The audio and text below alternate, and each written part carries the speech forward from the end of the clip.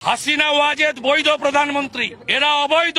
হাসিনা ওয়াজেদ প্রধানমন্ত্রী হিসেবেই ঢাকাতে শাহজালাল এয়ারপোর্টে নামবেন, স্যালুট দিয়ে নিয়ে যেতে হবে। নারায়ে তাকবীর, আল্লাহু আকবার, নারায়ে তাকবীর, আল্লাহু আকবার, নারায়ে তাকবীর, আল্লাহু আকবার, নারায়ে তাকবীর, আল্লাহু আকবার, নারায়ে তাকবীর।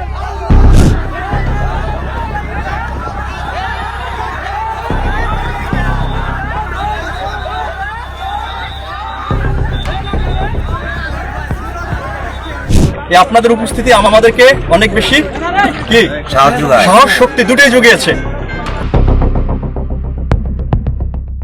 কিন্তু এটা আমাদের সবসময় প্রয়োজন। আপনারা সকাল থেকে আমাদের সাথে ছিলেন, আমরা খুব খুশি। ফাইন। ভারত যে জিনিসটা শুরু করেছে পুশুইন চেয়ারটা, এক্ষেত্রে আমাদেরকে সীমান্তে বড় ধরনের পদক্ষেপ নিতে হবে। পদক্ষেপগুলোর মধ্যে প্রথমটা হচ্ছে ভারত যেরকম কাঁটাতারের বেড়া নির্মাণ করছে, আমাদেরকে বেড়া তৈরি করতে পারে, ওরা যেন কোনো কোনো মানুষ বলে মাদকের কোনো কিছু আমাদের দিতে না পারে।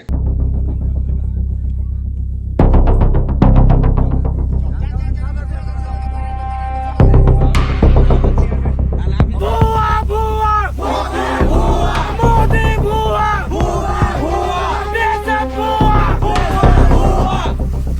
বাংলাদেশ সার্বভৌমত্ব রক্ষার জন্য সর্বপ্রথম হচ্ছে আমাদেরকে আমাদের যে সীমান্ত গুলো আছে, সীমান্ত গুলো ভারত যেভাবে কাঁটাতারের বেড়া দিছে, আমাদেরকে ঠিক সেইভাবে এক ধরনের দেওয়া উচিত, বা ওখানে বিজেপি বড় ধরনের পদক্ষেপ নেওয়া উচিত, যে ওখান থেকে কোনো মাদক দ্রব্য বলেন, পুশুইন যে মানুষ বলেন, কোনো কিছু করতে না পারে। আর এখানে সরকারের বড় ভূমিকা থাকতে হবে, এবং এগুলোর ক্ষেত্রে সবচেয়ে বড় জিনিস হচ্ছে পররাষ্ট্র নিয়ে।